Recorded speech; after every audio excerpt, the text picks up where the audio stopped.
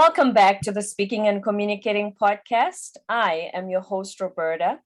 If you are looking to improve your communication skills, both at work and personally, and if you are looking to develop your soft skills, and if you are looking to improve yourself overall, this is the podcast for you. Today, I'm joined by Alan Lazaros. He is the CEO and co-founder of Next Level University. So as you listen to him, you will realize that after this episode, you need to contact him in order to take your life to the next level. Before I go any further, please help me welcome Alan. Thank you so much for having me. I'm very grateful to be here. Mastering the art of communication has taken me 33 years, and I'm still on that journey.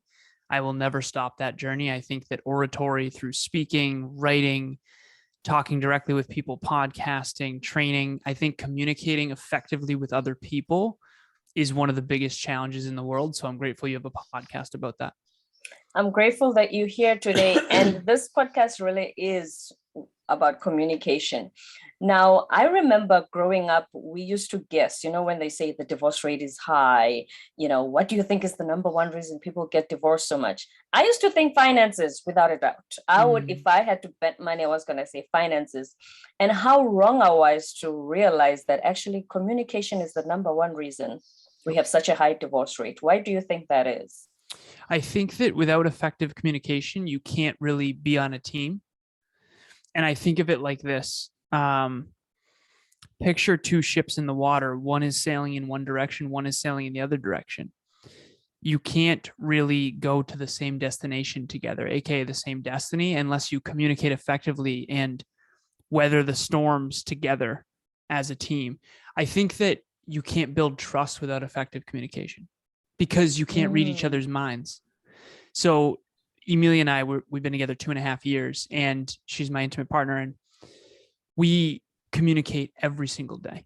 I mean, I can't remember a day since I met her that we go without expressing vulnerably whatever our truth is. And I'm not exaggerating. I mean, we never go a day without at least touching base about something. I remember before we lived together, we used to send these long audios to each other. It was kind of like customized little podcasts just for each other. Oh, nice. And that's why we work so well as a team, because we have a podcast together, and that's about intimate relationships and how to improve them. Mm-hmm. And on the podcast, we talk about this all the time. Like, whenever we're not on the same page, we identify that and then we rectify that. And the way you rectify that is having a vulnerable, honest conversation so that you can get back on the same team. It can be something simple like the dishes. It can be something simple like we're not spending enough time together, whatever it is. So I think that they say finances, kids, careers, all these things are what split couples up. But at the end of the day, problems and challenges are a part of life. There's no one on this earth. I coach people all over the world, all different countries, all different cultures, all different backgrounds, all different industries, all different careers, some business owners, some not. And every single one of them has problems. They have challenges. And the only way to overcome challenges as a team is to communicate effectively. And I think that I was an engineer back in college, and I used to think technical skills were what was going to matter most, because I did really well in high school. And then I went to one of the top tech schools in the world. It's called Worcester Polytechnic Institute. It's kind of like a mini MIT. And I was not the smartest. I wasn't. In my high school, I think I was in the upper part, but I wasn't the smartest, at least in engineering. But when I went into the workforce, I rose very quickly and I did very well because I could speak to all the different walks of life. I could speak to the engineers. I could speak to marketing. I could speak to manufacturing. I could speak to the quality assurance people. I was a global product manager who had no authority, but had all the responsibility. And I was bringing all these different types of people together through communication. And I do think that that's one through line for my life, is I've always been able to figure out how to communicate and collaborate with a lot of different types of people. And I didn't realize how valuable that was until later in life, honestly. It's interesting you talk about engineering, because that's the reason this podcast was founded. Is I also have an engineering background. And in my career, I also realized that, wait a minute, it's not the smartest guy who sits in his cubicle with all these huge, complicated drawings that's going to be given leadership positions. It's actually people who can speak up. Because since you talk about trust, how are you able to trust someone who hardly says anything? You don't know them, right? Mm-hmm. And so what I found was clients, there comes a time when if you work well with people, clients don't even ask other companies to bid for a job anymore. They just give it to you. They just call the company and say, may I speak to Alan? Because they want to work with you based on the fact that you are able to communicate and collaborate with people, like you said. And then speaking of being vulnerable, I'm guessing you and Emilia, you were not vulnerable the first few dates, right? So believe it or not, I think we're the rarity in this. Believe it or not, we were pretty vulnerable. Oh, wow. Right out of the gate. Yeah. But we both were very into self-improvement and effective communication long before that. She actually was someone who suggested a podcast episode for our podcast. And so we were already kind of talking through that. But we're a rarity. We were vulnerable right out of the gate. I think we were done with any sort of fluffy games, so to speak, when it comes to dating. I think we were just, okay, listen, this is who I am. This is what I am. And we worked right from the get. So I think that we're probably the rarity. I've never experienced anything like that before. So we were vulnerable, and she's an extremely strong communicator. She studies communication as well. So that is extremely rare, because in this dating age, especially, a lot of people, when we just meet, you don't know how the person is going to respond if you communicate too much about yourself too early. And that's where being vulnerable becomes complicated. A lot of people don't know, how do I communicate to this person everything about me without chasing away? Because you don't want to keep chasing people away and go on first dates. Nobody has the time for that. So what do you think makes people reluctant to do so early on, just like you guys did? Just fear. I think fear of scaring people away, fear of being manipulated, fear of not being seen as valuable. That's a big one. Fear of judgment, fear of being judged. I think that it's interesting because even though Emilia and I were very vulnerable right out of the gate, in comparison to the past people that I have dated, we weren't nearly as vulnerable then as we are now. You know, we've been living together. We're 2.5 years in. So there's depths, and the deeper and deeper and deeper you go, the more vulnerable it is. Because I mean, even right now on this podcast, right? It's not easy to share yourself with the world. And if you're a podcaster, you know that, but people underestimate what the challenge is to be able to share your heart and your mind and your soul with strangers. That's a very vulnerable thing to do. And so, of course, the people listening to the show are not going to know me at the depths that Emilia does, nor should they in some capacity. But of course, but I am going to be sharing some of who I am right now. And I think that, yeah, there's a part of me that's afraid to be judged, or afraid to be disliked, or afraid to be attacked, or maybe someone reaches out and says they don't like what I said or whatever. I think that's what it is. Vulnerability implies risk, and it's risky sometimes to let people in because our hearts are so fragile. And so we put on these big personas. I'll share this with you as well. I think this would be valuable. So I have this framework that I use where there's an inner circle, an outer circle, and a third circle. So picture three circles. The inner circle is the truth of who you really are. Right. The next circle is what I call I1, which is who you want to believe you are. Then there's I2. Say again. Want to believe you are? Yeah. So we have the truth of who we really are. Then the next layer is who we want to believe we are. Okay. And then the layer after that is who we want other people to believe we are. Ooh, yeah. And so those layers are layers of what I call BS, which is belief system. Or layers of another way. Yeah. Or layers of BS, right? Just like we all have, it's called the cognitive bias. We all have a cognitive bias. We all want to believe we're in better shape than we really are. And then we see that photo. Yeah, go ahead.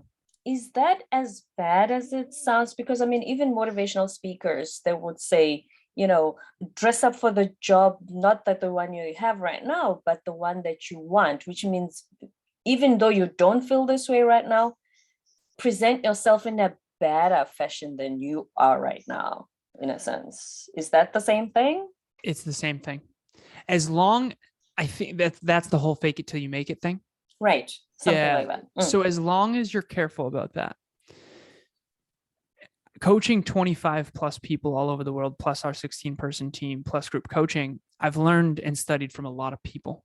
I just surpassed my 1200th coaching call. So that's 1200 plus hours of just deep behind the scenes work with individuals. I mean, I had a coaching call earlier that was 2 hours and we were both crying. So these are intense.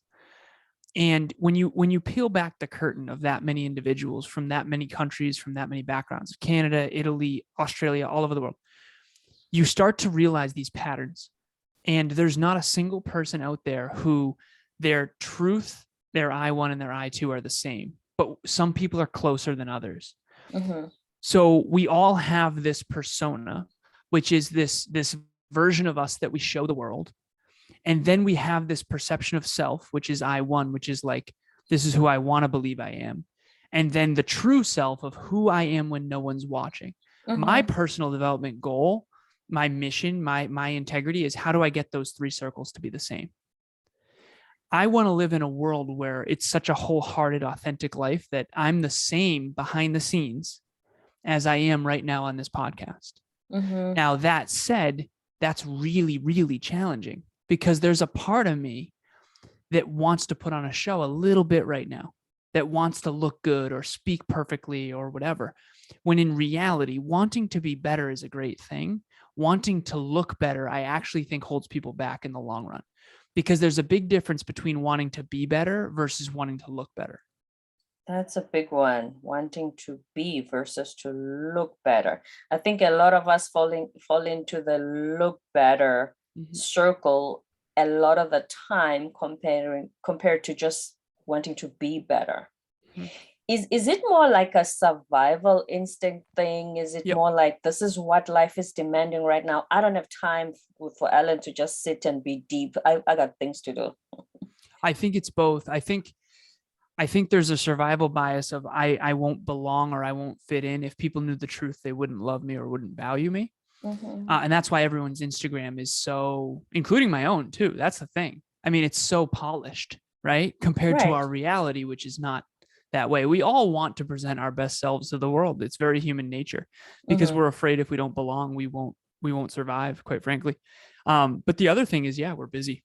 You know, you don't always have time to have a 2-hour call where you go deep and get vulnerable either. So especially in the workplace, if that's the context, in the workplace, I think vulnerability is not as present.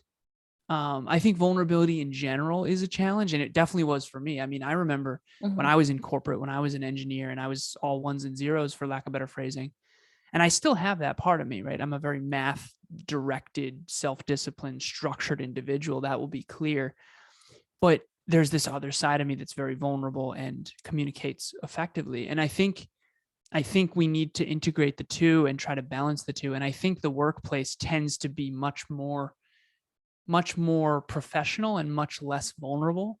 Right. And I think that's starting to erode because we're all working from home now. And I think that's the shift in the 21st century that's happening, is I think we're starting to integrate life and work more.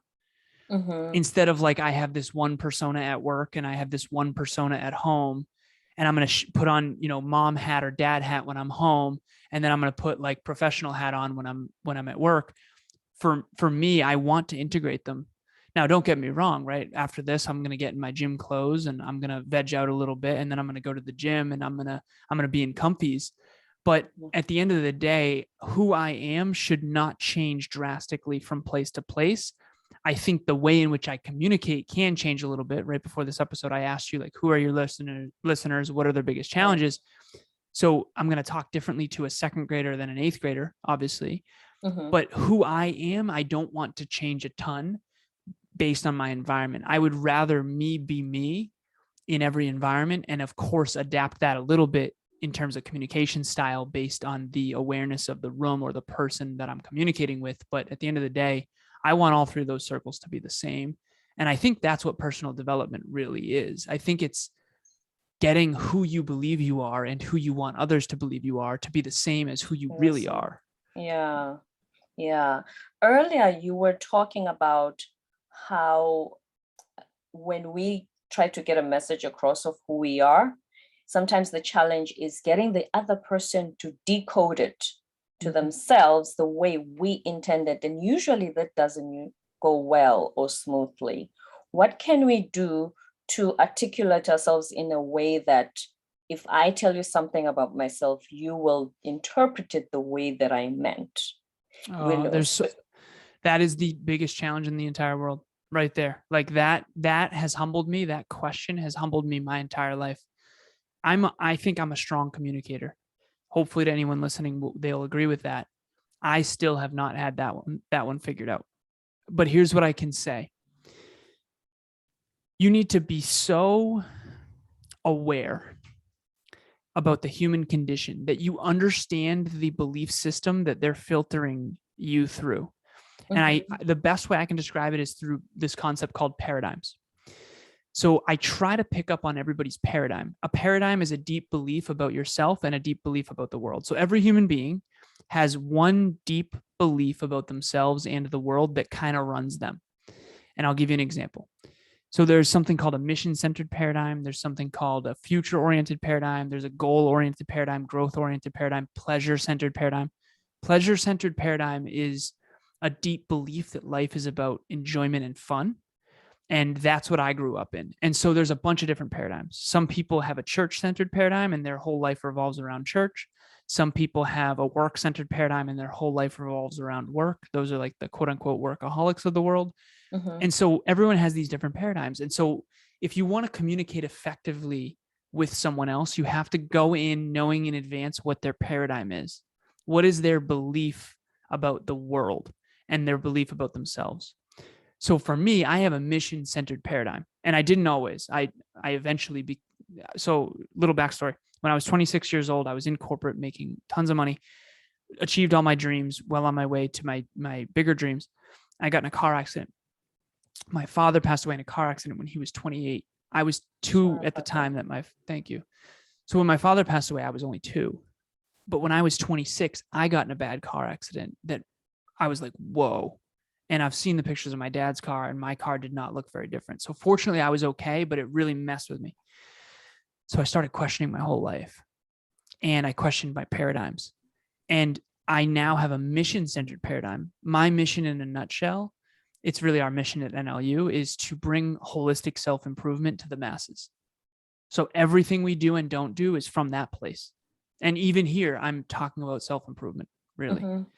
And we do that through speaking and podcasting and coaching and consulting and training and all that. But that's my paradigm. So if you have a mission-centered paradigm too, you and I are going to get along really well, and I can just kind of be me and you'll resonate. What I've found really challenging is if I'm talking to someone with a pleasure-centered paradigm who does not believe self-improvement is important, it's going to be a lot harder for me to communicate with them in a way that they get it and that they understand me. And so the best answer that I have thus far at 33 years of age is you have to understand your paradigm and you have to understand their paradigm. And then you have to understand where you can integrate and bridge the gap. So I'll give you an example. Back before my car accident, I definitely had a goal-oriented paradigm. I had a family-oriented paradigm. Oh, I'm sorry, friend-centered paradigm. And I had a pleasure-centered paradigm. So number 1 was goals. Number 2 was friends. And number 3 was pleasure. Right. And so I partied a lot. I had tons of friends, and I had big, big, big audacious goals. So if I was communicating with that version of Alan, I have a goal-oriented paradigm now. I would start talking about goals. And that would be like, I would be right on board with him, that old version of me. So you can go to where they are and then bring them to where you are. It's kind of like enlightenment. Like I can go to you where you are, and let's say you're in pre-algebra, and I can start teaching you algebra 1, then algebra 2, then geometry, then trigonometry, then calc 1, calc 2, differential equations. Like I can bring you along the journey because I came to where you're at. And so that's really what you got to do, is you got to go to where they're at, stay you, right, go to where they're at, shake hands and then kind of lift them up to that next level of awareness. And that's what, fortunately, we all can do for each other as leaders. And it's the biggest challenge in the entire world, honestly. And I'm trying to do it even right now. It's funny you say that, meeting people where they are. We've been having a lot of these discussions on what we call toxic positivity, which is quite an oxymoron, because, and this has happened to me a few times as well, where I will have a discussion with someone, something that's a challenge that I'm facing. And if I come to you and I say, Alan, this is the challenge I'm having, what do you think? Roberta, it's your mindset. Just change your mindset. Your mindset. The word mindset has been so misused in so many different situations, where just establish where I am first before you take me to the mindset level and how I'm supposed to change it. Do you understand what I'm saying? Exactly. But I find that every day now, you wake up, I'm having a bad day. It's your mindset. I just had something happen. It's your mindset. Nobody just even takes time to listen to you. What is going on with the self-improvement industry when it comes to the word mindset? So I agree with you 1000%. So I think that there's a real injustice happening. And I say there's actually two personal development industries. There's the real one with real value. And then there's like the fluffy pretend one that like everything's just going to work out because you thought about it. Right. One of them is candy, mental candy, and one of them is kale. The kale is good for you. Okay. The candy is just fun to listen to, but it's not true. So I think there's toxic positivity and toxic negativity. And I think that there's a center point of integration where you acknowledge the problem you're having and you admit, like, this is a real challenge. This is a real challenge. This is how I'm really feeling. This is what I'm really going through. And then you create some form of a vision ahead of where that is. And then you start talking about actual tools and tactics and discipline, work that actually gets you there. This idea that you can just shift your mindset and have things work out is not real. It's not, it doesn't, and don't worry, because I think there's levels to this personal development thing. And I think that one of the levels that everyone has to grow through is this: once they find mindset, I think there's a time for them to just shift everything in their perception. But here's what I'll say. Coaching people all over the world, I know this to be true. Changing perception is easy. Changing your behavior is really challenging. True. If mindset was all it took, everybody would be in shape. If mindset was all it took, not everybody would be getting divorced. So the average person is not happy. The average person is not fulfilled. The average person is not wealthy. The average person is not in shape. The average person is not fulfilled and flourishing every single day. And it's not because of mindset. It's because mindset is only one component. And it takes discipline and sweat equity and learning and strategy. And it takes work and effort. And it's an everyday effort, self-improvement journey. And there's no one I've ever met who is holistically like amazing at everything. There are some people who are better than most at multiple areas, but most people are really strong in one area, decent in another area, and then like pretty bad in one area. And I'll give you an example. So health, wealth, and love is what we focus on at Next Level University. Health is physical, mental, emotional, and spiritual. Wealth is how you make your money, how much you make. Is that increasing or decreasing over time? And then where you invest your capital. So that's health and wealth. Love is your intimate relationship, your immediate family, extended family, friends, colleagues, mentors, mentees, extended associations. So health, wealth, and love, those are the majors. Very few people that I've ever met are 10 out of 10 in all three of those. Usually, I know a lot of people that are wealthy, a lot. One of my mentors I could text right now who has a $500 million net worth. I've interviewed millionaires, I've interviewed billionaires, I've interviewed famous people. And I know a lot of people that are wealthy, but not healthy. I know a lot of people that are healthy, but not wealthy. And I know a lot of people that are healthy and wealthy, but their relationships are not good. Yeah. And very, very few people. And there's a reason I know this, because I want to be this third type. Very, very few people are healthy wealthy, and passionately in love. And I think, at least for me personally, that is my focus. Is it's really easy to be good at one. It's really challenging to be good at two, but being good at three is a lifelong journey that is just unreasonably difficult. And it's worth it, and it's amazing. And I'm looking to be that, but I have to incrementally improve each one as I go. When I focus on my wealth too much, it takes my health and my relationships take a hit. When I focus on my relationships too much, my health and my wealth take a hit. And so now I have this concept called most important objective under each thing. And in group coaching, we do this as well. Right. But being good at all three of those, I would have your listeners ask themselves this: which one's my good one? Which one's the one that I'm great at? Maybe you're an athlete. You're just awesome at health. Perfect. Okay. Which one's your bad one? And then which one's your decent one? Most people are really good at one of the three, decent at one of the three, and then really quite bad at one of the three. And self-awareness is just acknowledging that. And the sooner you admit you suck at something, and instead of just changing your mindset about it, right? You will get better. You'll get better. Everyone starts somewhere. You just got to admit it and then work on it. Right. I feel like it's a word that's been used to be very off-putting for most people who are trying to improve. Because if, like you said, if mindset was the thing, it just a click of the finger, everybody would be in shape and wealthy and doing the best in every aspect of their lives. So in conclusion, if you were to tell us one tip for each of these three areas, wealth, health, and love, in order to improve daily, what could it be? I think the first tip for all three is focus on 1% improvements per day. This whole like massive leaps of, it's not a thing in my opinion. You can take leaps, but I don't think it's the important part. So the first tip would be this: focus on the small 1% improvements in each area every day. And then eventually, over time, it will compound into magnificent results. So that's number one. Now I'll give you one tip in each category: health, wealth, and love. Health, I have something called the 7 pillars.